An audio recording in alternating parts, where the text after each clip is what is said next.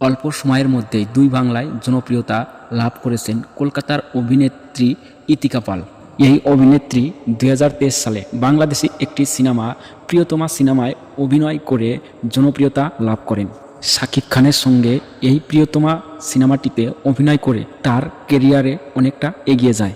টলিউডেও অনেক সুন্দর জনপ্রিয়তা লাভ করেন তিনি। কলকাতাতে দেবের সঙ্গে খাদাম সিনেমাটিতে অভিনয় করে সে বড় পর্দায় জনপ্রিয়তা লাভ করেন।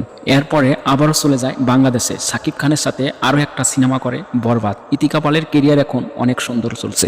তারপরে পরেই কলকাতায় ফিরে আসেন। কলকাতায় এসে বহুরূপ, তারপর রঘু ডাকাত, এই দুটি সিনেমা করার পরেই কেরিয়ারে এগিয়ে যান আর জনপ্রিয়তা লাভ করেন।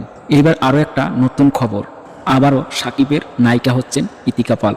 শাকিব খানের নতুন সিনেমা প্রিন্স নিয়ে আপনারা তো আলোচনা শুনছেনই। সেই প্রিন্স সিনেমায় নাকি ইতিকা পাল যুক্ত হয়ে গেছেন। মোটামুটি কিছু ক্লু পাওয়া গেছে, প্রিন্স সিনেমায় নাকি নায়িকা হিসেবে থাকবেন ইতিকা পাল। এই প্রিন্স সিনেমাটিতে অভিনয় করতে কত টাকা পারিশ্রমিক নিবে সেটাও কিন্তু আলোচনা হয়ে গেছে। আনুষ্ঠানিকভাবে ঘোষণা করলে হয়ে যাবে, আনুষ্ঠানিকভাবে ঘোষণাটি করে নাই। এই প্রিন্স সিনেমাটির গল্পতে থাকবে আন্ডারওয়ার্ল্ড, থাকবে শাকিব খান, এরকমই জানিয়েছেন নির্মাতারা। ইতিকা পাল এখন প্রজাপতির শুটিংয়ে লন্ডনে ব্যস্ত আছে, আর এদিকে শাকিব খানও ব্যস্ত আছে সোলজার সিনেমাটিকে নিয়ে। সময়ে বলে দিবে প্রিয়তমা সেই জুটিটা প্রিন্সে কতটা ঝড় তুলতে পারবে। তো বন্ধুরা, আপনাদের যদি এই ভিডিওটা ভালো লাগে অবশ্যই একটা লাইক দিয়ে আমার চ্যানেলটাকে সাবস্ক্রাইব করে রাখবেন, কারণ প্রতিনিয়ত নতুন নতুন মুভির আপডেট দিয়ে থাকি।